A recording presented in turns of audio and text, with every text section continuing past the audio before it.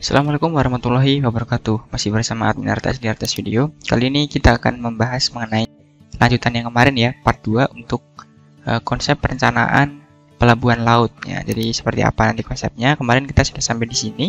Kita lanjut untuk di terminal pelabuhan ya. Jadi merupakan yang pekerjaan sipil banyak di sini. Terminal pelabuhan merupakan fasilitas bangunan yang terletak di daratan ya. Ini terminal di daratan, jelas ya.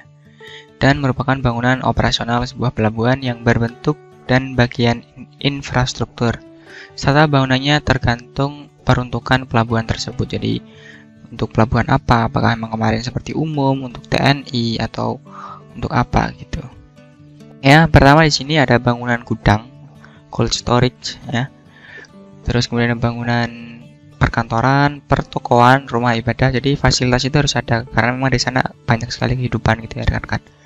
Ada rumah sakit benar juga harus ada. Terus ada bangunan pendidikan, ini opsional, ini boleh ada boleh tidak. Kemudian ada stasiun kendaraan umum dan kereta api, harus ada jalurnya di sana.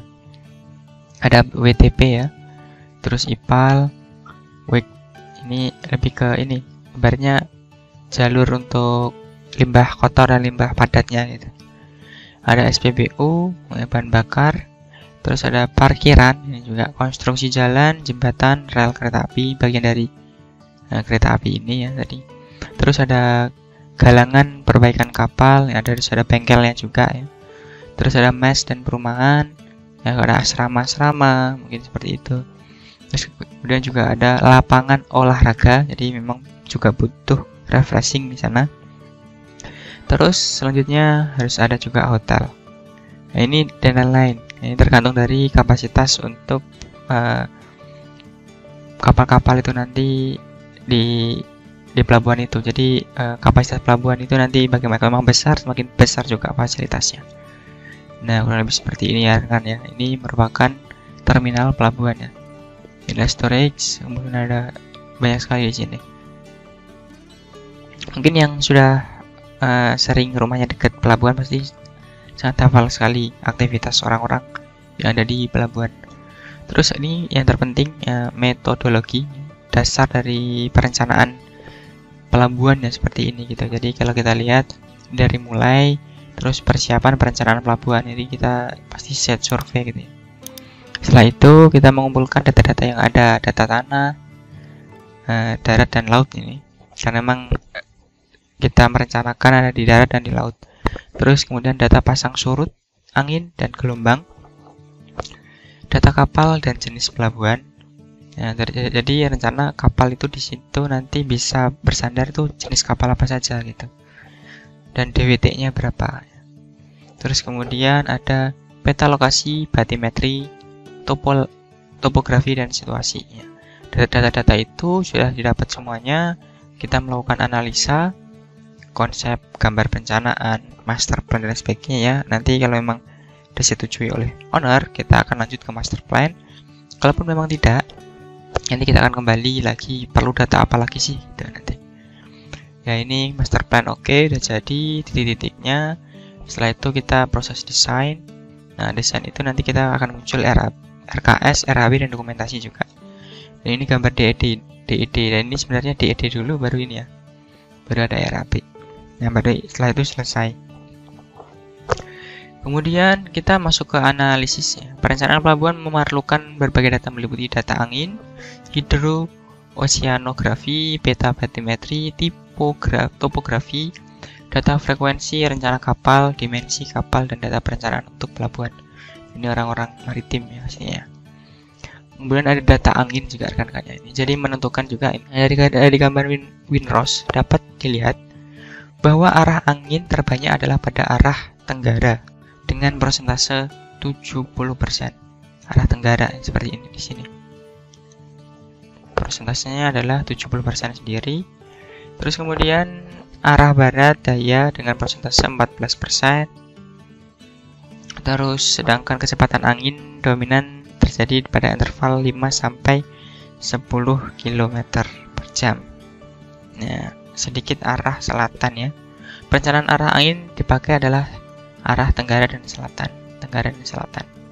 Nah, ini yang dipakai. Ini menentukan nanti untuk breakwater. Ini ada hidrooceanografi. Ini biasanya data-data ini kita beli ya rekan-rekannya, karena memang ini mega project ya. Ada AWL, LWL, ini data-data ini ya beli. Terus kemudian juga ini elevasi muka air rencana, ini tinggi gelombang, periode gelombang, kemiringan dasar lautnya seperti ini. Ini beban yang diterima kurang lebih ya. PA ada di sini. Paling tinggi di sini. Di tengah. Terus ini ada batimetri dan topografi ya. Karena kan yang mungkin bingung angka-angka ini apa, ini angka-angka elevasi. Angka elevasi yang nanti bisa ditarik kontur seperti ini jadinya. Jadi di dalam laut kita setelah menggunakan tadi batimetri dan topografi, kita akan bisa melihat kontur bagian titik-titik mana sih yang kiranya paling dalam dan rata-rata kedalaman di area ini berapa sih gitu. Dan ini bisa saja juga untuk mempengaruhi bentuk daripada breakwater gitu. Jadi nggak harus lurus. Misal di sini kan agak tinggi, kalau kita tarik ini kan 5,1, tapi kalau di sini 4,5 itu juga akan mempengaruhi. Nanti yang tertinggi berarti ada di sini. Gitu. Terus kemudian ada data kapal ya, ini data kapal juga penting. Nah ini ada DWT-nya tadi ya, deadweight ton. Ini Panama tadi yang memang beberapa yang sering juga beliau sampaikan, Panama 75.000 ton. Ini besar-besar sekali.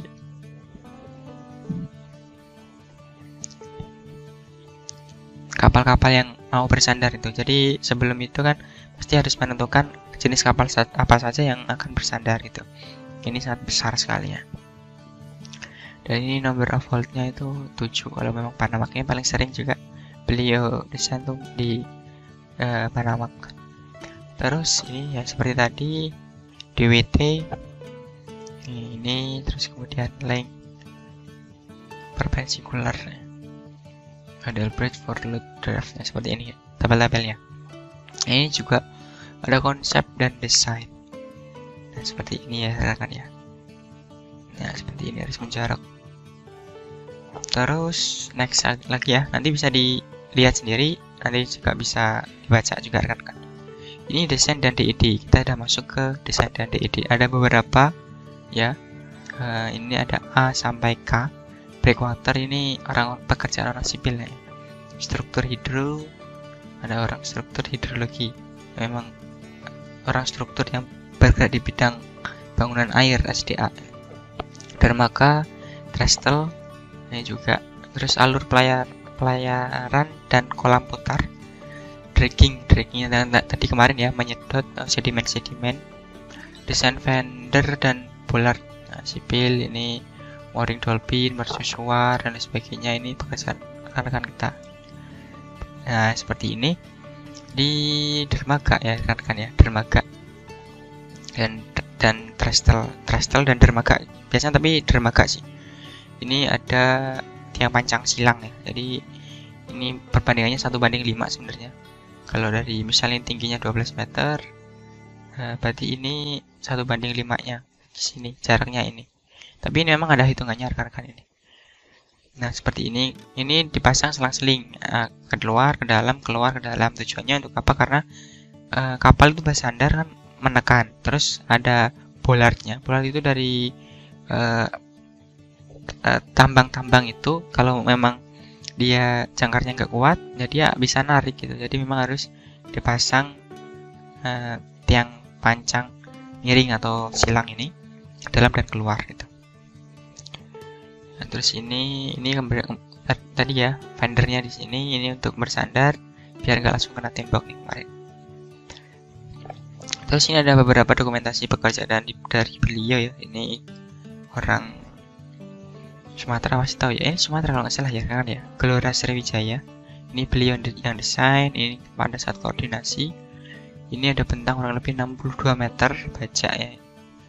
Dan ini si kalau nggak salah ME atau ownernya itu minta harus ada lubang ini untuk pipa, itu jalur pipa ya, mau nggak mau memang juga harus berlubang. Ini katanya proyeknya di Semarang namun tidak jadi. Ini juga beberapa fabrikasinya. Dan ini bentang 50 meter kalau nggak salah ya. Ini seperti ini baja ringan. Dia ternyata juga ahli di baja sedang ya. Tapi memang material, kalau itu ada mereknya itu memang Magna System ya.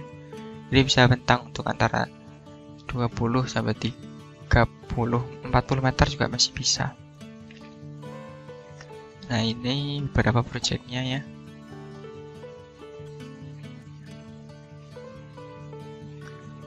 Iya, gitu. Ini beliau juga aktif juga di luar negeri dulu. Pengalaman beliau banyak sekali. Nah, ini referensi-referensi yang memang beliau gunakan. Jadi rekan-rekan kalau memang mau mencari referensi bisa juga nanti cari di sini. Ya, tadi pantai, perencanaan pelabuhan, ya soil mekanik, SNI, dokumen proyek dan sebagainya. Oke, gitu rekan-rekan ya untuk konsep desain pelabuhan